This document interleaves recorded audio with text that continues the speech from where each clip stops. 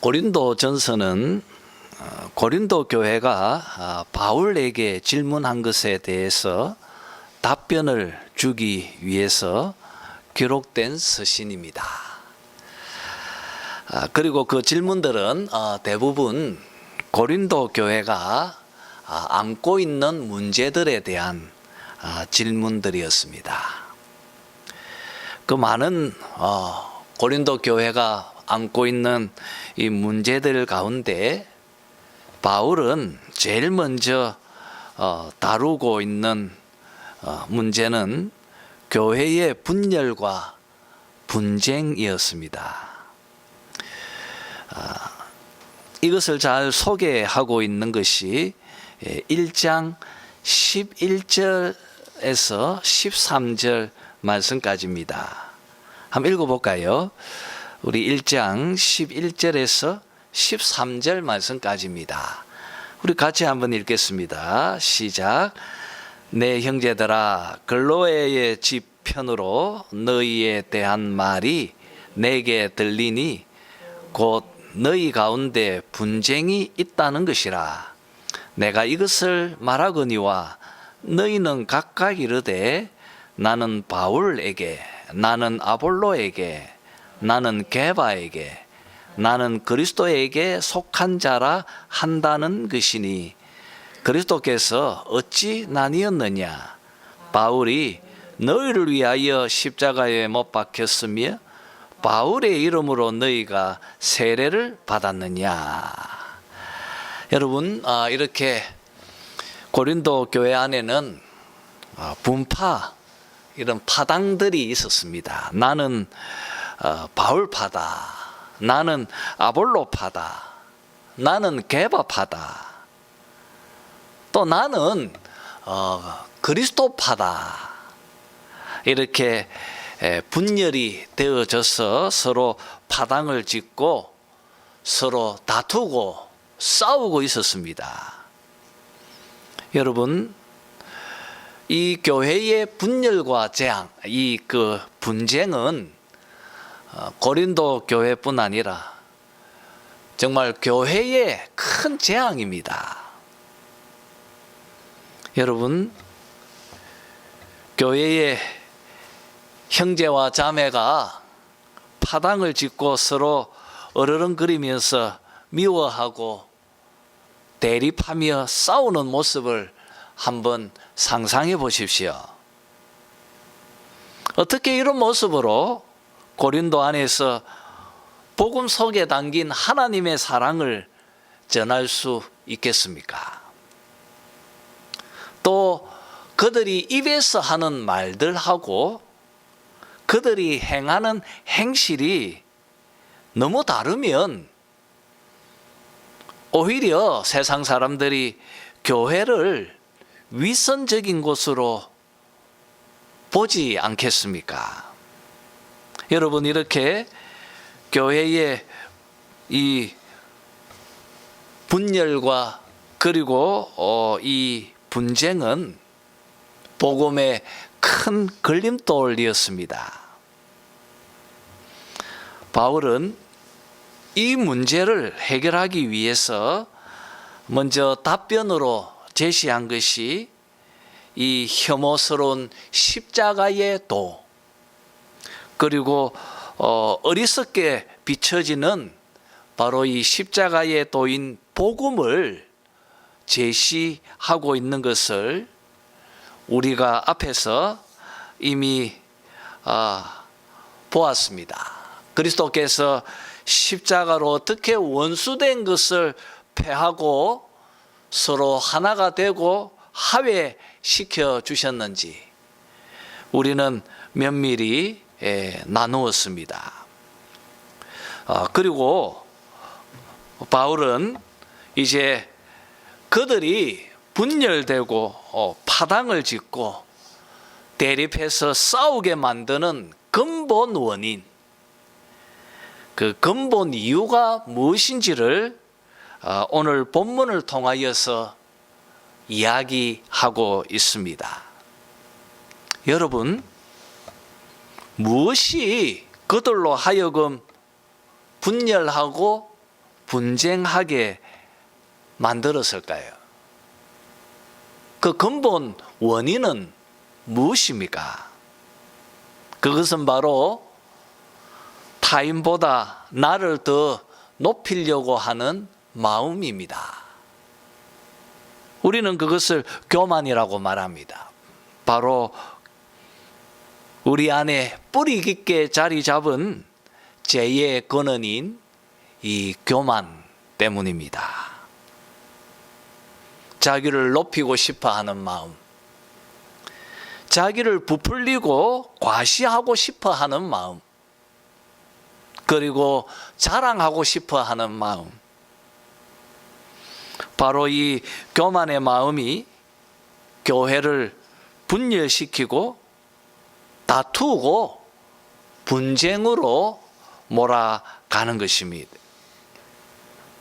여러분, 죄인된 우리 인간들은 누구나 너무나 쉽게 이 교만의 구덩텅이에 쉽게 빠집니다. 그래서 사람들이 살아가는 모든 곳에서는 이 교만에 기인해서 항상 다툼이 있고 분쟁이 있는 것을 우리는 너무나 쉽게 보게 되어집니다.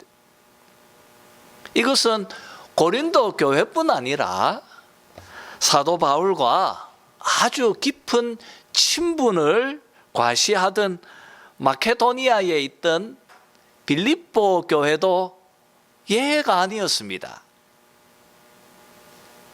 이 빌립보 교회에도 요디아와 순두계라고 하는 이 두 여성 지도자가 서로 다투고 있었던 것을 알게 됩니다. 그때 바울은 빌립보서 2장에서 너희가 예수 그리스도의 마음을 품으라고 당부합니다. 그분은 원래 하나님의 본체셨는데 스스로를 낮추셔서 인간이 되셨고, 그리고 고난당하셨고, 그리고 십자가에서 죽기까지 자기를 낮추어 주셨다고 말하고 있습니다. 이렇게 주님께서 보여주신 자기를 낮추는 이 자기 겸손이 바로 복음의 본질이고 예수 그리스도의 마음이라고 바울은 빌립보서 2장에서 강조하고 있는 것을 보게 되어집니다. 똑같이 사도 바울은 고린도 교회를 지금 분열과 분쟁으로 이끌고 있는 자기 자랑과 교만, 이것을 버리고 그리스도께서 십자가를 통하여 보여주신 이 낮은 마음, 이 겸손을 너희들이 마음으로 가져가라. 이것을 바울은 오늘 본문을 통하여 강조합니다. 여러분, 바울은 오늘 본문에서 이렇게 말합니다. 혐오스러운 십자가에서 죽기까지 자기를 낮추셨던 예수 그리스도와 너희들은 하나로 연합되어 있다. 너희는 그리스도 안에 거한 자들이다. 이것을 강조하면서 그들이 그리스도의 마음으로 겸손하고 자랑을 멈추기를 당부하고 있는 것을 보게 되어집니다. 그래서 저는 오늘 이 1장 30절 말씀을 주절로 삼고, 하나님께서는 보잘것없는 우리들을 부르셔서 예수 그리스도 안에 거하도록 하셨다. 그런 제목으로 오늘 말씀을 함께 나누려고 합니다. 여러분, 바울 선생님은 고린도 교회가 이 겸손함을 유지하고 또 항상 낮은 마음을 갖도록 하기 위해서 26절에서 먼저 그들이 하나님으로부터 부르심을 받았던 그때를 뒤돌아보라고 겉면의 말씀을 시작하고 있습니다. 형제들아, 너희를 부르심을 보라. 26절에서 이렇게 시작합니다. 형제들아, 너희를 부르심을 보라. 하나님께서 너희를 세상 속에서 부르셨다.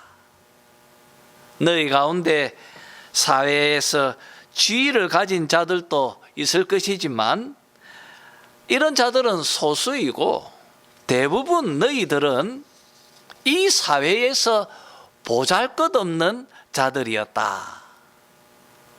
이것을 강조합니다. 여러분, 26절 이어서 하는 말을 보십시오. 너희들은 육체를 따라 지혜로운 자가 많지 않다. 또 능한 자도 많지 않고 문벌 좋은 자도 많지 아니하도다. 바울은 지금 고린도 교회 대부분의 구성원들에 대해서 이렇게 말하고 있습니다. 여러분, 사실 이들 대부분은 중산층에 해당되어지지도 못하는 대부분 그 사회에서 버려진 자들, 노예들, 하류층에 해당되는 사람들이었습니다. 고린도전서 6장을 보면 바울은 그들 중 일부가 우상 숭배자였다고 말합니다. 그리고 또 다른 이는 간음하는 일에 연루되어져 있다고 말합니다. 또 일부는 매춘부였고 또 일부는 동성애자였습니다. 또 다른 이는 도둑이었고 또 일부는 술주정뱅이였습니다. 또 사기꾼도 있었습니다. 여러분, 고린도 교회는 이렇게 다채로운 배경에서 살아온 자들로 구성이 되어져 있었습니다. 여러분, 한마디로 고린도 교회는 세상에서 보잘것없는 자들로 모여져 있다는 것입니다. 바울은 이 점을 지금 상기시키고 있는 것입니다. 여러분, 마치 구약의 옛 언약 백성들과 크게 다르지 않습니다. 이스라엘 백성들이 선택을 받은 것도 그들이 흠모할 만한 것, 하나님께서 사랑스럽게 여길 만한 것, 그런 것이 있어서 그들을 선택한 것이 아니었습니다. 구약의 이스라엘 백성들 역시도 고린도 성도들과 사실 크게 다르지 않습니다. 그들도 미련한 자들이었고 약한 자들이었고 보잘것없는 자들이었습니다. 여러분, 우리 예수님께서 제자들을 부르실 때 그들 역시도 크게 다르지 않습니다. 예수님의 제자 중에 바리새인이나 사두개인은 없었습니다. 예수님의 제자들 대부분은 비천한 자들이었습니다. 어부였고 세리였고 그리고 창녀였습니다. 사회의 가장 낮은 자들, 비천한 자들이 예수님의 제자로 부르심을 받았던 것을 보게 되어집니다. 고린도 교회처럼 동일합니다. 여러분, 하나님은 주권자이십니다. 그는 원하는 것을 자유롭게 선택하십니다. 그런 하나님께서 왜 이 세상에서 깨어지고 파산한 상처받은 자들, 멸시받고 비천한 자들, 왜 이런 자를 자기 백성으로 부르시겠습니까? 왜 그렇습니까? 왜 하나님은 이런 자들을 자기 백성으로 부르셨을까? 이렇게 하는 하나님의 목적은 무엇입니까? 이 질문에 답을 바울은 27절에서 29절에서 밝히고 있습니다. 한번 함께 읽어볼까요? 27절에서 29절입니다. 같이 읽겠습니다. 시작. 그러나 하나님께서 세상에 미련한 것들을 택하사 지혜 있는 자들을 부끄럽게 하려 하시고 세상에 약한 것들을 택하사 강한 것들을 부끄럽게 하려 하시며 하나님께서 세상에 천한 것들과 멸시받는 것들과 없는 것들을 택하사 있는 것들을 폐하려 하시나니 이는 아무 육체도 하나님 앞에서 자랑하지 못하게 하려 하심이라. 여러분, 하나님께서 이렇게 행하시는 목적은 지혜 있는 자들을 부끄럽게 하시고 강한 자들을 부끄럽게 하시고 있는 자들을 폐하려 하시기 위함이다. 그러면서 29절 말씀처럼 그 어떤 사람도 하나님 앞에서 자랑하지 못하게 하기 위함이다. 그렇게 말하고 있습니다. 여러분, 세상의 성공으로 하나님의 관심을 끌 수가 없는 것입니다. 돈으로도 하나님의 사랑을 살 수도 없습니다. 명망 있는 귀족 가문이나 혈통으로도 그분의 부르심을 받을 수 없습니다. 하나님은 육체를 따라 행하는 자들의 선택의 조건들을 완전히 무시하십니다. 그러면 여러분, 우리 중에 무엇이 하나님의 눈을 집중시킬 수 있겠습니까? 어떻게 하면 우리 안에 무엇이 하나님의 눈을 집중시킬 수 있겠습니까? 아무것도 없습니다. 우리가 가지고 있는 것 중에서는 그 어떤 하나도 하나님의 관심을 집중시킬 수 없습니다. 그런데 그러면요, 왜 우리를 부르셨습니까? 고린도 성 안에 살고 있는 그 수많은 사람들 중에 왜 하나님은 고린도 성도들을 교회로 부르셨을까요? 여러분, 설명할 수 없습니다. 그들이 왜 부르심을 받았는지 알 수 없습니다. 그래서 은혜입니다. 그래서 선물이라고 말하는 이유입니다.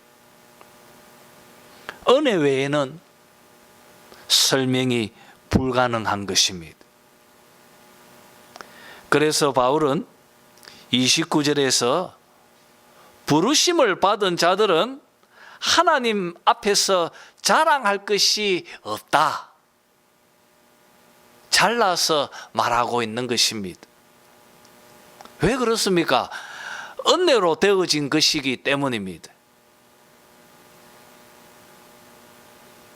이렇게 세상 속에서 미련한 자들, 약한 자들, 천하고 멸시받는 사람들, 이런 자들을 교회로, 복음으로, 그리스도 안으로 부르셨습니다. 여러분, 놀라운 은혜인 것입니다. 자, 여러분, 그러면 이렇게 부르심을 받은 이들, 그들이 누리는 유익은 어떤 것입니까? 하나님께서 자기 백성으로 부름을 받은 이들, 그들에게 하나님께서 어떤 유익을 베풀어 주십니까? 바울은 그것을 30절에서 설명을 하고 있습니다. 이것이 오늘 설교의 논점이고 또 주제이기도 합니다. 자, 우리 오늘 설교의 주제인 30절을 한번 읽어보도록 하겠습니다. 같이 한번 읽겠습니다. 시작.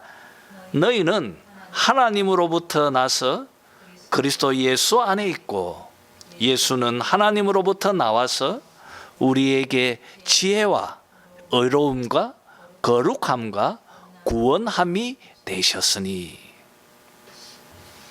여러분, 먼저 하나님께서 우리를 부르셔서 우리를 예수 그리스도 안에 있게 하셨다고, 그와 함께 신비로운 연합을 이루어서 그리스도 안에서 우리는 그리스도와 함께 영적으로 결합되어졌다는 것을 말하고 있습니다. 여러분, 복음을 듣고 마음으로 예수를 믿는 그들,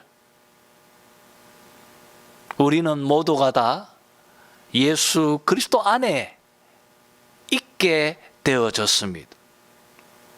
이 말은 예수님께서 자신의 사역을 통하여 확보해 놓으신 이 유익한 영적 이 복들을 모두 다 나의 것이 되게 하셨다는 것입니다.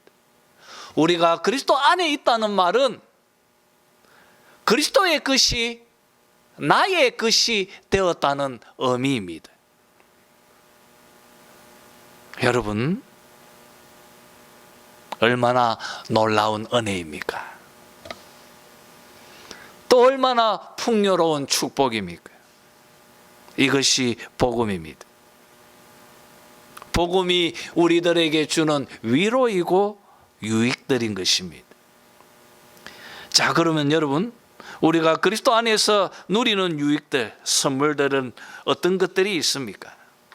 바울은 4가지를 소개합니다. 그것은 지혜, 의로움, 거룩함, 그리고 마지막 구원함입니다. 우리 한번 간략히 한번 살펴보죠. 그리스도 안에서 우리가 누리는 첫 번째 유익은 지혜입니다. 헬라인들이 그토록 목말라 찾아 헤매는 것이 바로 이 지혜입니다. 그런데 바울은 말합니다. 이 지혜는 예수 그리스도 안에 있다고 말하고 있습니다. 하늘에 간직되어져 있는 하나님의 지혜가 그리스도 안에 담겨 있다고 말합니다. 바울은 이것을 2장에서 지혜의 요체인 성령을 설명하면서 소상히 말하고 있습니다. 그렇습니다, 여러분. 우리들은 성령을 통하여 그리스도 안에 있는 참 지혜를 알게 되고 또 보게 될 것입니다. 자, 그리고 두 번째로 의로움입니다. 우리들은 모두가 다 죄인들입니다. 그리고 죄악으로 가득 차 있는 이 세상 속에서 공중권세 받은 자들인 사탄과 마귀들의 지배를 받으면서 살고 있던 본질상 진노의 자녀들이었습니다. 이렇게 우리들은 하나님 앞에서 추하고 더러운 옷을 입은 것처럼 추악한 자들로 살고 있었습니다. 그래서 우리는 거룩하신 하나님 앞에, 그리고 의로우신 하나님 앞에 설 수 없었습니다. 그런데 하나님의 아들이신 예수 그리스도께서 십자가로 우리를 의롭게 해 주셨습니다. 어떻게 행하셨습니까? 우리 한번 고린도후서 5장 21절을 찾아서 읽도록 합시다. 고린도후서 5장입니다.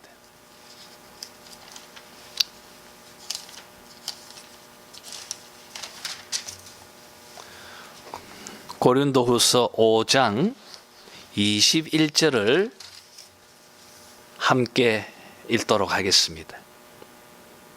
시작. 하나님이 죄를 알지도 못하신 이를 우리를 대신하여 죄로 삼으신 것은 우리로 하여금 그 안에서 하나님의 의가 되게 하려 하심이라. 여러분, 얼마나 아름다운 기절입니까? 우리의 심장을 고동치게 만드는 정말 놀라운 위로의 말씀입니다. 이것이 복음입니다. 하나님께서 죄인된 우리를 의롭게 하시려고 죄를 알지도 못하신 이를, 우리 주 예수 그리스도를 죄가 되게 하셨다. 그가 스스로 죄가 되게 하심으로 우리를 대신해서 십자가에서 화목제목으로 죽으셨습니다. 그가 죄가 되심으로 죄인된 우리가 의인이 될 수가 있었습니다. 참 의인 되신 그리스도께서 스스로 죄인이 되심으로 죄인인 우리가 의롭게 되어진 것입니다.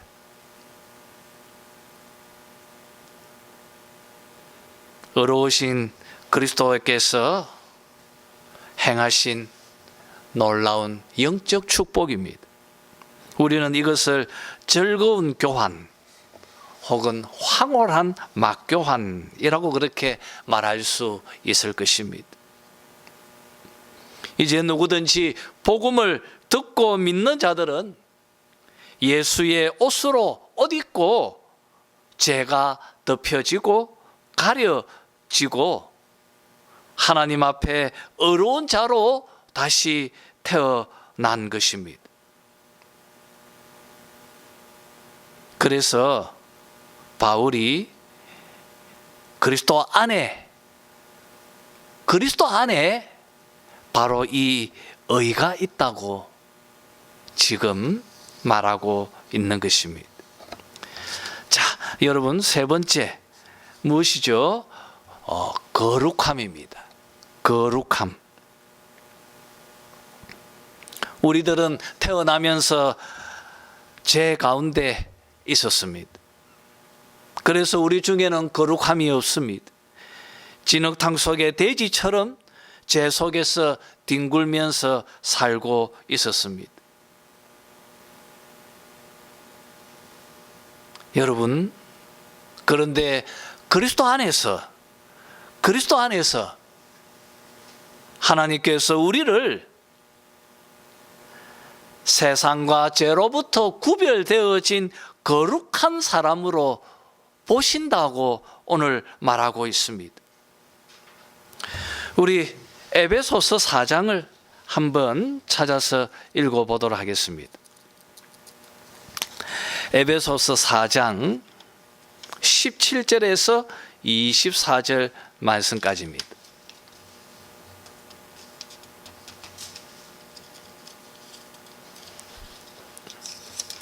에베소서 4장 17절, 옛사람과 새사람에 관한 증언입니다. 교독하면서 읽죠. 제가 17절을 읽겠습니다. 그러므로 내가 이것을 말하며 주 안에서 증언하노니 이제부터 너희는 이방인이 그 마음에 허망한 것으로 행함같이 행하지 말라.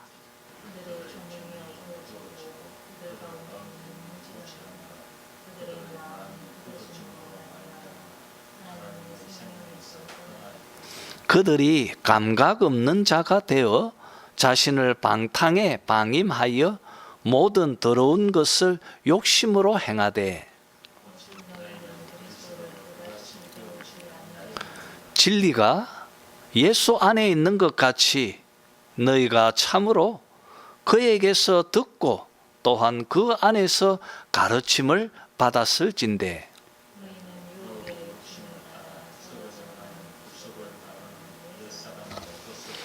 오직 너희의 심령이 새롭게 되어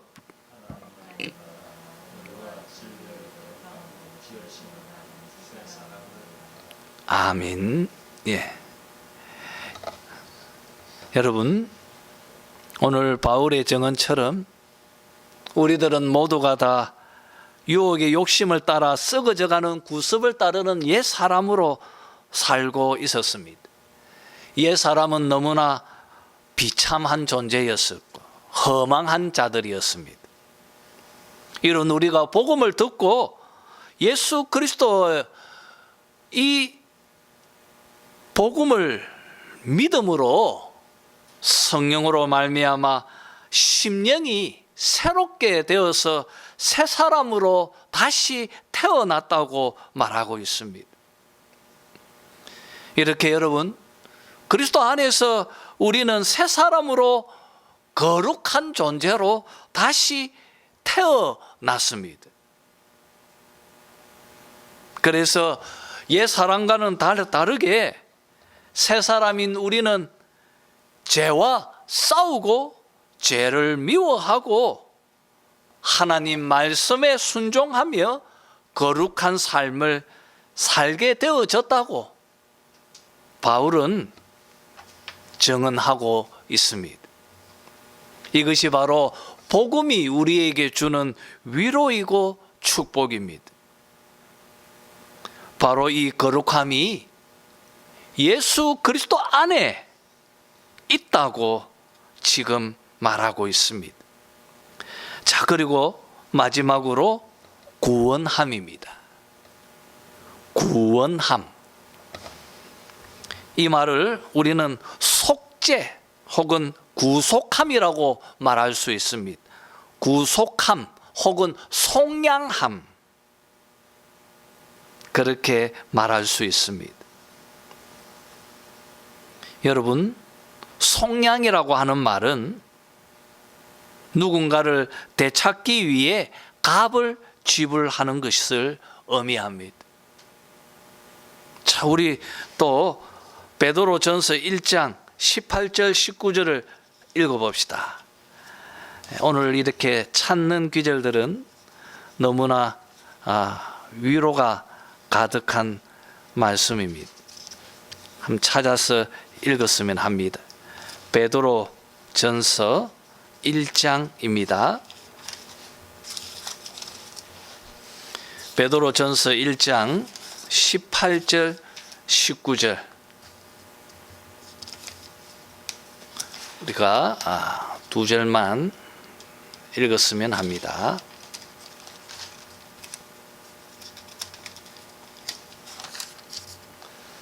자, 다 같이 읽겠습니다. 시작. 외모로 보시지 않고 1장 18절 죄송합니다. 18절 19절입니다. 자, 같이 읽겠습니다. 시작. 너희가 알거니와 너희 조상이 물려준 헛된 행실에서 대속함을 받은 것은 은이나 금같이 없어질 것으로 된 것이 아니요 오직 흠없고 점 없는 어린 양 같은 그리스도의 보배로운 피로 된 것이니라. 참 위로가 넘치는 말씀입니다. 우리가 대속함을 받고 우리가 구속을 받고 우리가 속량함을 받고 우리가 구원을 받은 것은 은이나 금 같은 없어질 것으로 된 것이 아닙니다. 오직 흠없고 점 없는 어린 양 같은 그리스도의 보배로운 피로 된 것입니다. 오늘 사도 베드로는 이것을 우리에게 말하고 있습니다. 여러분, 그가 우리를 세상에서 가장 보배로운 피로 우리를 값주고 속량하셨습니다. 오직 그리스도의 피 때문입니다.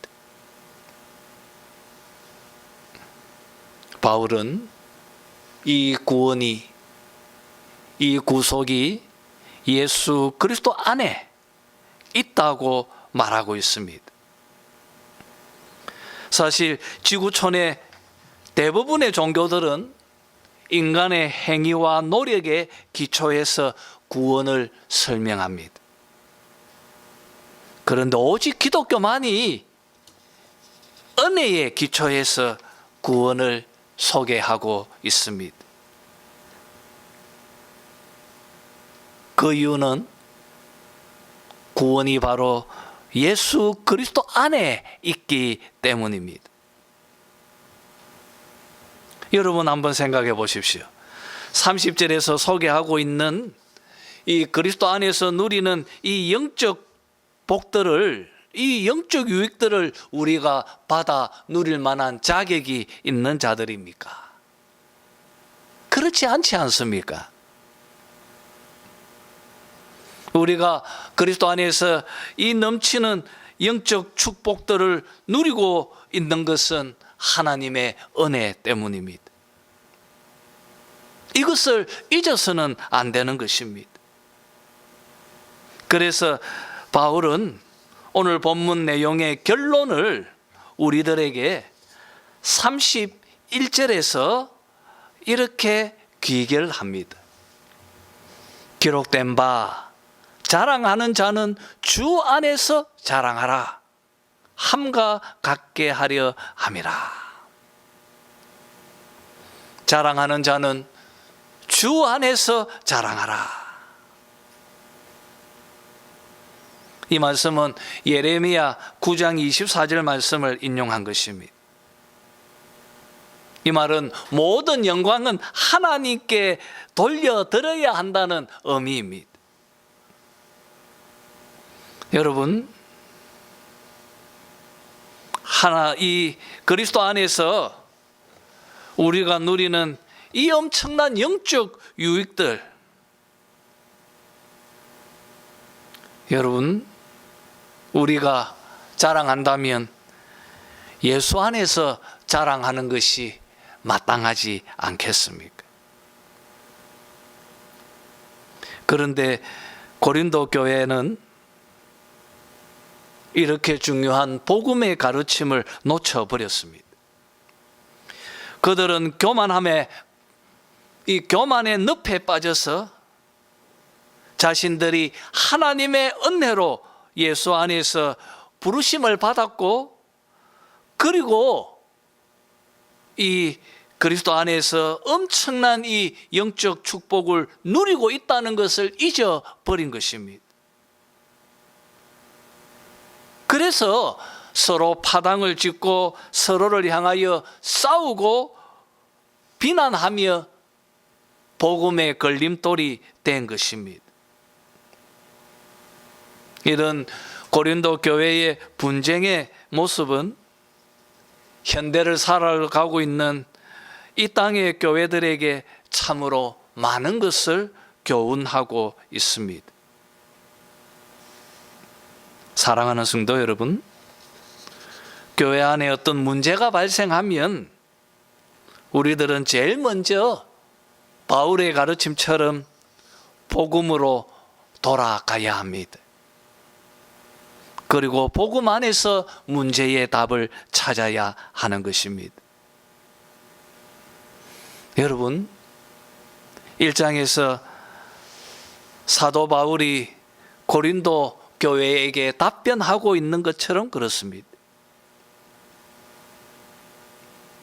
특히 바울은 오늘 말씀을 통하여 강조하듯이 우리처럼 미련하고 우리처럼 이렇게 연약하고 천하고 멸시받는 자들을 부르셔서 그리스도 안에 있게 하셔서 그분 안에서 이 엄청난 영적 유익들을 누리며 살게 되어진 것, 하나님의 은혜로 되어진 것이라고 말하고 있습니다. 이것이 복음의 골자입니다. 이것이 오늘 말씀의 주제입니다. 은혜로 되어진 것이라는 것입니다. 우리들은 항상 이것을 잊지 말아야 합니다. 항상 기억해야 하고 항상 상기시켜야 합니다. 왜냐하면 내가 은혜로 사는 자라는 것을 잊어버리는 순간 교만하게 되고 교만의 늪에 빠질 수 있기 때문입니다. 그리고 항상 나는 은혜로 사는 자라는 것을 기억하는 자들은 그리스도의 마음으로 낮은 자리로 나보다 남을 얕게 여기면서 겸손히 행하게 되는 것입니다. 그런데 고린도 교회는 이 은혜를 잊어버렸습니다. 자신들이 어떻게 하나님의 부르심을 받았는지도 잊어버렸습니다. 그들이 지금 누리는 이 영적 축복들도 그리스도 안에서 누리고 있다는 것을 잊어버렸습니다. 그래서 교만하게 행하면서 자랑하고 과시하고 싸우고 분파를 나누게 되어진 것입니다. 여러분, 은혜로 살아가는 자들이 되시기를 바랍니다. 복음은 우리들에게 반문화적인 메시지를 안겨주고 있습니다. 무슨 말이냐 하면 복음은 이 세상 사람들이 가르치는 내용들하고 반대된다는 것입니다. 세상은 우리들에게 성공해서 힘 있는 사람이 되어라고 가르칩니다. 그러나 복음은 약한 자가 되고 겸손한 자가 되고 가장 낮은 자가 되어라고 가르칩니다. 세상은 우리가 하나님이 흠모할 만한 행동을 하라고 가르칩니다. 그러나 복음은 우리 속에 그런 능력이 하나도 없고 우리는 항상 은혜로 그리스도 안에서 살아야 할 자라는 것을 가르칩니다. 교회는 복음이 열어주고 있는 그 길로 나아가야 합니다. 그 길이 좁고 협착하고 다니는 사람이 많지 않는 좁은 길이라고 할지라도 우리는 그 길을 순종하며 나아가야 할 것입니다. 이렇게 살아가는 자들이 은혜로 사는 자들의 모습입니다. 예수 안에서 참 지혜를 얻던 성도 여러분, 그리스도 안에서 의로움을 얻은 성도 여러분, 그리고 예수 그리스도 안에서 거룩함을 얻은 성도 여러분, 그리고 예수 안에서 구원함을 얻은 우리 성도 여러분, 항상 나는 은혜로 살아가야 할 자라는 것을 잊지 마시기를 바랍니다. 바울의 말처럼 나의 나된 것은 오직 하나님의 은혜로 된 것이로다. 이 고백이 한평생 여러분을 붙들고 살아가기를 주님의 이름으로 축원합니다.